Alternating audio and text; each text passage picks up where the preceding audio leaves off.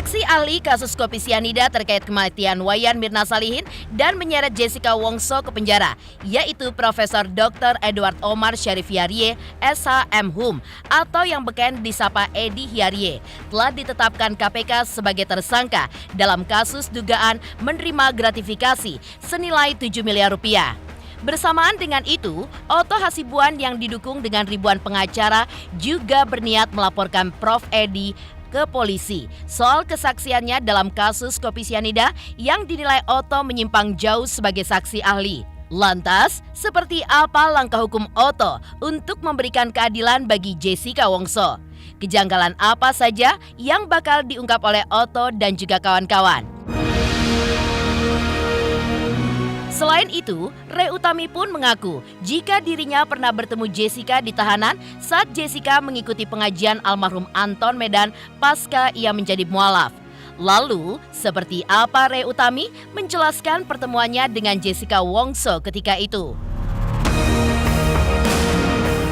Pemirsa, bersama Intens Investigasi, kami hadirkan kabar terkini, terpercaya, dan teraktual. Tetapi sebelumnya, jangan lupa untuk like, subscribe, dan juga share channel YouTube ini.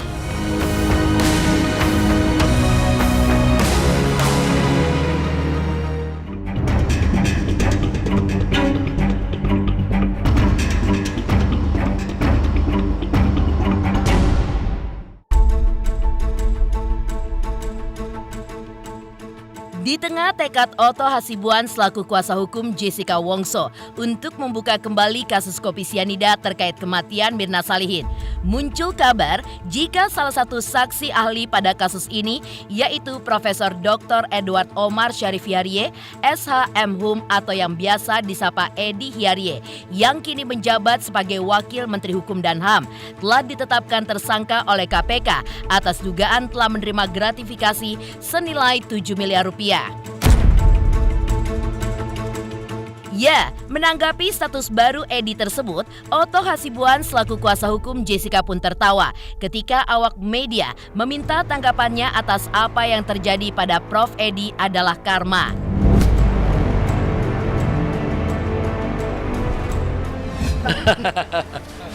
Waduh, saya nggak berani bicara karma ya. Edi itu sebenarnya sahabat saya. Ya, dia sahabat saya, dia adik kelas saya di Gajah Mada, teman baik lah sebenarnya. Walaupun saya agak waktu itu sedih juga kenapa ya dia sebagai seorang ahli, tapi di podcast dia tidak bertindak sebagai seorang ahli pidana lagi. Dia sudah seakan-akan mewakili dia sebagai jaksa gitu loh.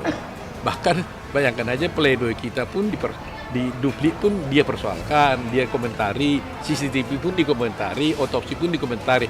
Dan kebetulan salah pula gitu loh, salah pula.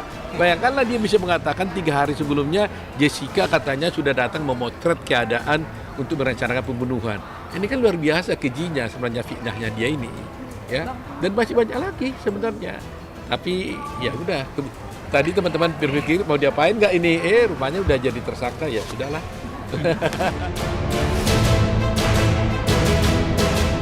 Status tersangka yang kini menjerat Prof. Edi pun membuat langkah Otto Hasibuan untuk melaporkan sahabatnya itu soal kesaksiannya di persidangan kopi sianida jadi diurungkan.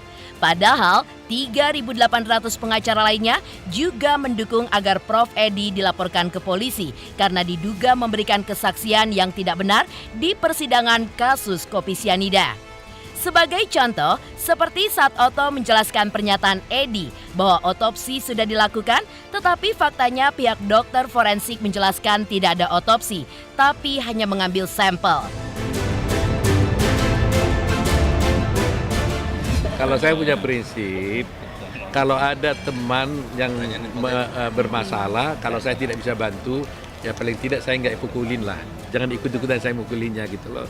Jadi ya biarlah itu jadi urusan dia sendiri gitu ya. Tapi sebelumnya memang ada rencana untuk melaporkan Pak Edi. Teman-teman mendesak saya untuk itu, tapi saya bilang tunggu dulu lah gitu. Kita lihat ya. Apa yang membuat tidak jadi melaporkan karena sudah Ya, jadi saya tersangka di KPK Pak? Ya mungkin salah satu juga itu, tapi waktu itu juga saya berpikir ya, apakah seorang sahabat juga harus saya laporkan?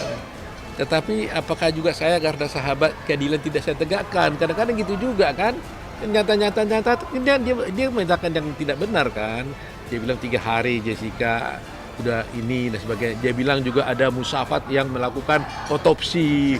Padahal musafat itu kita nggak tahu menahu siapa dia di dalam kasus ini. Ya sangat kejam juga lah sebenarnya apa yang dilakukan terhadap Jessica menurut saya ya. Sangat tragis. Tapi ya saya seperti katakan bahwa kalau saya tidak bisa bantu teman ya minimal saya jangan ikut mukulin dia lah gitu. Soal dia bagaimana Anda tanya karma itu bukan ranah saya ya. Bukan ranah saya, Tuhan yang tahu, bukan ranah saya. Saya tidak mau menghakimi orang lah, enggak. Kan coba lihat ya. Kan sudah 3 hari mayat itu disemayamkan. Kemudian akan dikuburkan besoknya. Tiba-tiba kan Edi Salihin, ayahnya Mirna ada di situ. Kemudian Krishnamurti datang bujuk-bujuk supaya ayahnya itu bersedia supaya anaknya diotopsi dengan mengatakan kalau tidak diotopsi penyelidikan maupun penyidikan tidak bisa dilanjutkan dan disuruh dia kalau kamu tidak mau suruh tanda tangan dan karena itu nanti kasus akan tutup close dia bilang. Akhirnya kan Edi Salihin bersedia untuk diotopsi, dibawa ke rumah sakit ternyata nggak diotopsi. Kan ini persoalannya, padahal ada surat permintaan dari polisi untuk diotopsi. Ini kan masalah jadinya. Menurut Otto Hasibuan, kesaksian Prof. Edi di pengadilan kopi sianida pun sudah melampaui kewenangannya sebagai saksi ahli. Bahkan, Otto pun menduga jika Prof. Edi seakan mewakili institusi tertentu. Selain itu, hal janggal lainnya dalam kasus kopi sianida menurut Otto adalah soal CCTV yang menjadi rujukan vonis hakim. Padahal, menurut ahli, CCTV yang dihadirkan adalah sebuah rekayasa. Seorang saksi ahli, saya juga kan berkali-kali menjadi ahli di Indonesia, di High Court Singapura, pengadilan Singapura juga saya ahli, ya di Singapore Arbitration, di arbitrasi internasional juga saya ahli. Tapi dalam kasus-kasus yang saya tangani, kami kan dilarang untuk mengatakan ini pembunuhnya, ini pelakunya. Emangnya kami hakim, ya kan? Kami nggak boleh sampai kepada saya punya keyakinan bahwa dia pelaku. Ya kalau bicara keyakinan nggak perlu ahli pidana, ahli ya semua orang kan punya keyakinan masing-masing, ya kan? Jadi nggak ada orang yang ahli yang menyampaikan pendapat berdasarkan keyakinan, bahwa orang berpendapat berdasarkan ilmuwan gitu loh.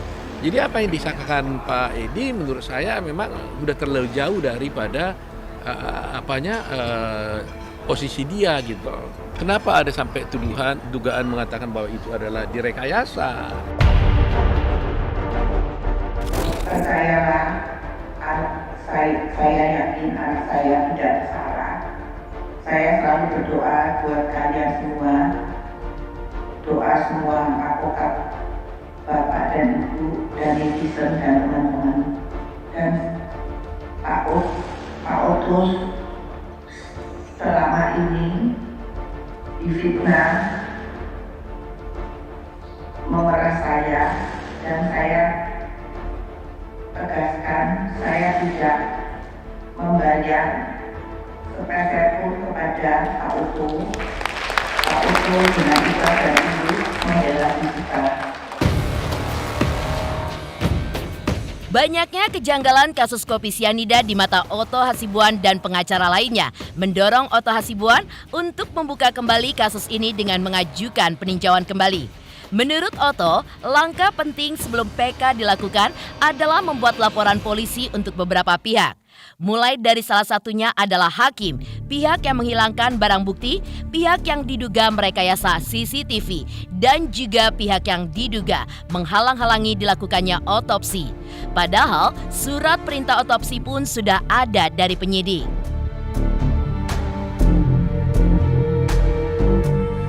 Ya, kami pasti ujungnya, saya sebenarnya ini kasus sudah ingkrah. Tetapi persoalannya kan orang yang mengatakan sudah ingkrah. Apa masih bisa, kan gitu.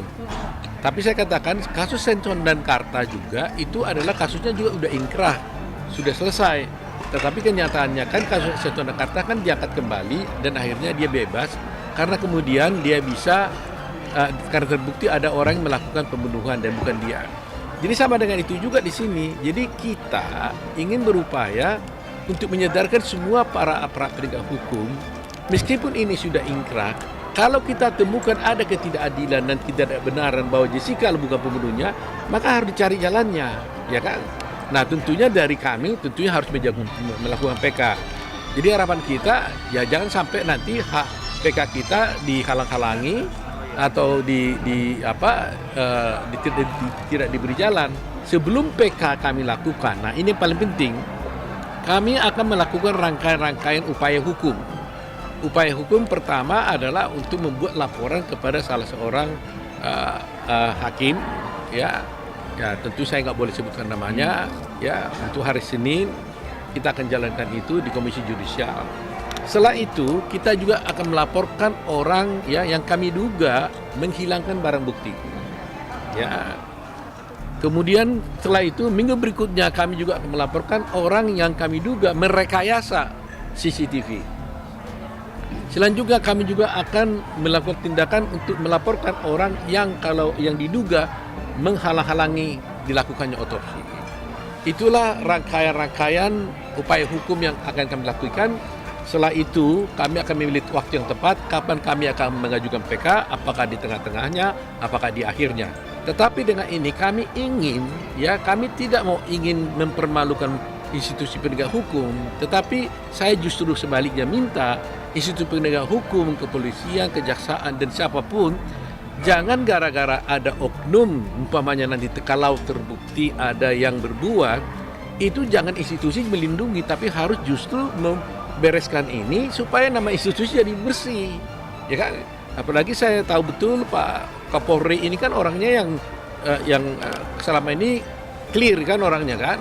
Jadi saya berharap beliau dapat mentuntas masalah ini supaya jangan sampai ini jadi cacat seumur hidup, ya jadi dark number nanti dalam peradilan kita gitu.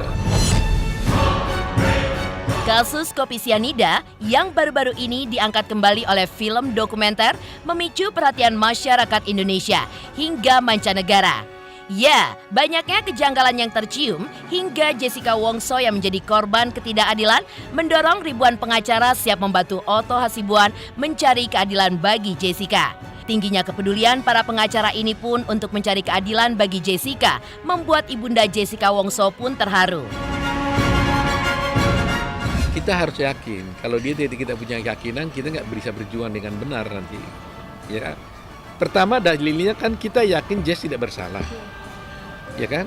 Maka kalau kita dalilnya mengatakan bahwa Jess tidak bersalah, maka kita berjuangkan sampai akhir. Karena begitu banyaknya permintaan daripada masyarakat, Bang Otto itu banyak sekali yang pengen ikut juga, yang bersedia bukan pengen ya, yang bersedia memberikan bantuan. Dan kita juga sebenarnya pengen juga dapat bantuan kan gitu ya. Maka akhirnya kita mengundang para pengacara melalui Yakub dibuat suatu aplikasi siapa-siapa yang bersedia menjadi pengacara Jessica. Ternyata tadi udah hampir 3 yang melalui aplikasinya 2000-an berapa gitu.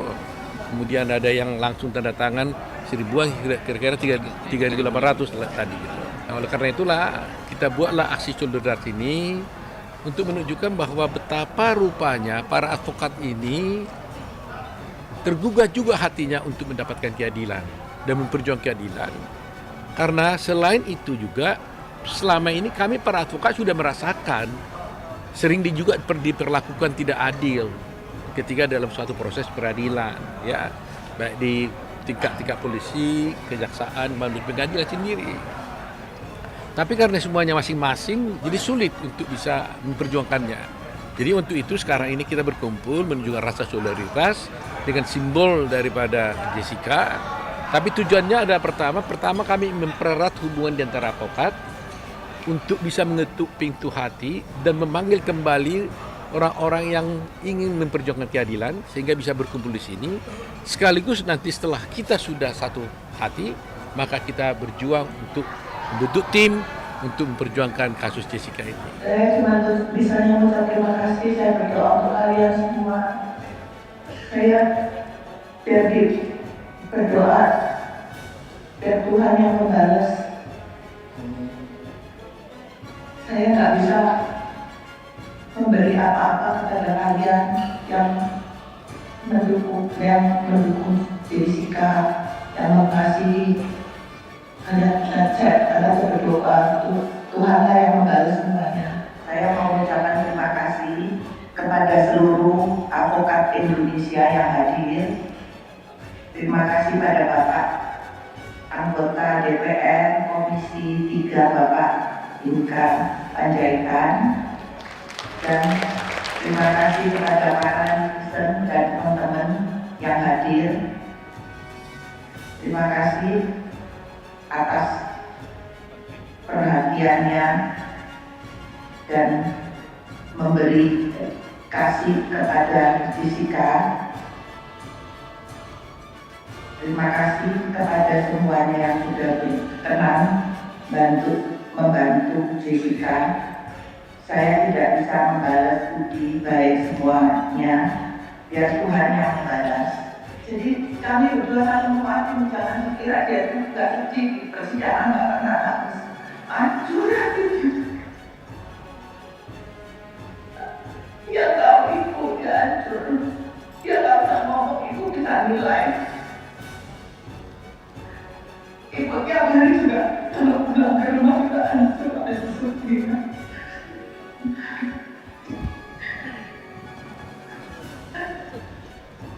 Gak mungkin Jessica itu gak nangis. Dia itu bukannya gak bisa udah gak bisa nangis, air mata udah habis. Cuma dia khawatir ibu, dia gak mau ada berita, dia sedih dan nangis. Kalau ibu dengar dia gak kenapa-kenapa, dia berkata ibu gak bisa jalani terus sama berdoa. Dari langkah Oto Hasibuan yang dibantu ribuan pengacara untuk memperjuangkan nasib Jessica Wongso, lantas seperti apa kesaksian Ray Utami yang mengaku pernah bertemu dengan Jessica Wongso di penjara? Pemirsa Intens Investigasi, jangan lupa saksikan terus Intens Investigasi setiap hari Senin sampai dengan Jumat tayang 5 kali sehari dan Sabtu tayang 3 kali sehari, yaitu pada pukul 11 siang, 12 siang, 3 sore, 5 sore, dan 6 sore. Tentunya hanya di YouTube channel. Dan pastikan jangan lupa untuk like, subscribe, share, dan juga komen channel Intens Investigasi. Hai, saya Barbie Kumalasari. Jangan lupa saksikan Intens Investigasi 1 hari 5 kali tayang hanya di YouTube. Dan jangan juga lupa untuk like dan subscribe.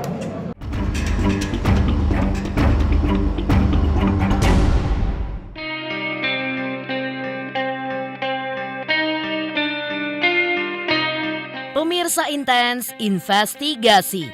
Kabar lain yang menghebohkan datang dari Ray Utami yang mengungkap bahwa dirinya pernah bertemu Jessica Kumala Wongso di Lembaga Pemasyarakatan Pondok Bambu tahun 2017 silam. Pertemuan tersebut diakui Ray Utami terjadi saat ia mengikuti acara kajian keagamaan yang diselenggarakan bersama almarhum Anton Medan yang saat itu berkeliling untuk melakukan dakwah di beberapa lembaga pemasyarakatan dan rumah tahanan di tanah air. Pada saat itu, menurut Ray Utami, Jessica yang sudah mu'alaf turut hadir dalam pengajian yang digelar almarhum Anton Medan. Dan menurutnya, Jessica adalah sosok yang tegar, murah senyum saat berpapasan dengan orang lain. Oh bukan, aku bukan pengen jenguk Jessica, tapi aku tahun 2017 itu pernah ikut almarhum Pak Anton Medan.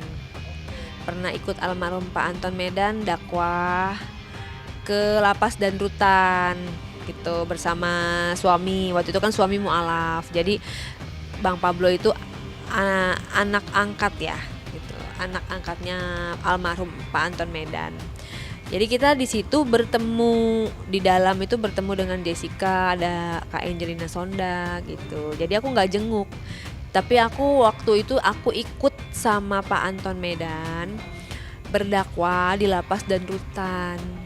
Jadi di dalam pada saat Pak Anton berdakwa ya kita bertemu dengan Jessica dan juga Kak Angelina Sondang di situ. Sempet ketemu, terus sempet ya kayak sapa senyum lah gitu, mungkin dia senyum, terus kita juga senyum, terus dia juga duduk deket samping-sampingan lah, deket, karena waktu itu kan lesehan ya, karena dakwa itu kan kayak karpet gitu, jadi kita duduk di bawah semua, ya cuman melihat Pak Anton almarhum menguatkan Jessica kamu yang sabar gitu, yang ikhlas gitu, karena yang ada di sini tuh pada saat itu masih rutan Pondok Bambu, yang ada di sini tuh semuanya belum tentu bersalah gitu lah, belum kan pada saat itu belum kalau nggak salah udah vonis atau belum aku lupa ya, istilahnya kan belum tentu semua bersalah gitu. Itu aja melihat Pak Anton menguatkan Jessica, karena aku tuh ketemu kan cuma sekali dan itu kayak pengajian ya dan banyak orang, jadi dia yang kesan pertama yang aku dapat ya dia murah senyum gitu, terlihat tegar lah tuh, terus kalau misalnya dia berpapasan dengan orang lain dia tersenyum gitu. Selain itu, Ray Utami pun melihat tidak ada yang janggal dengan sosok Jessica. Ketika itu, ia pun memandang sosok Jessica sebagai perempuan biasa, normal, dan tidak ada yang aneh dengan sikap Jessica. Terkait pro kontra atas status Jessica saat ini, Ray Utami pun mengaku memasrahkan kepada pribadi masing-masing. Namun, menurut Ray Utami, Jessica pun berhak memperjuangkan kebebasannya dari jerat penjara. Kesan pertama aku melihat ya, karena aku sebagai orang awam ya, kalau orang awam sih melihatnya tidak ada yang janggal gitu, kayak orang biasa aja, kayak normal seperti itu. Makanya aku sempat bertanya-tanya, masa sih dia terduga pelakunya gitu kan, masa sih yang bener sih, soalnya kayaknya masih muda gitu kan, terus kayaknya nggak ada yang aneh gitu. Tapi balik lagi kan aku tidak mengetahui dan tidak mengalami sendiri kejadian peristiwa tersebut begitu, jadi istilahnya hanya Tuhan yang tahu. Wallahu alam ya gitu ya.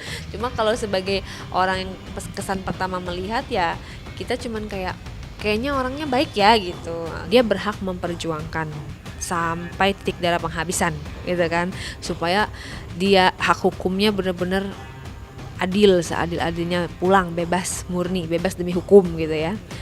Tapi kalau memang tidak terbukti ternyata dia masih bersalah, ya bagaimana caranya dia juga dapat keringanan secara hukum dari aturan-aturan yang ada, seperti mengajukan grasi, mungkin juga asimilasi, mungkin juga dia nanti dapat potongan remisi yang banyak sehingga dia bisa cepat pulang gitu. Halo, nama saya Raden Raka Deniswara Putra Permana. Saksikan Intensi Investigasi yang tayang 5 kali sehari. Jangan lupa like, follow, dan subscribe ya guys. Dadah. Demikian pemirsa, kabar terkini, terpercaya, dan teraktual yang kami hadirkan hari ini.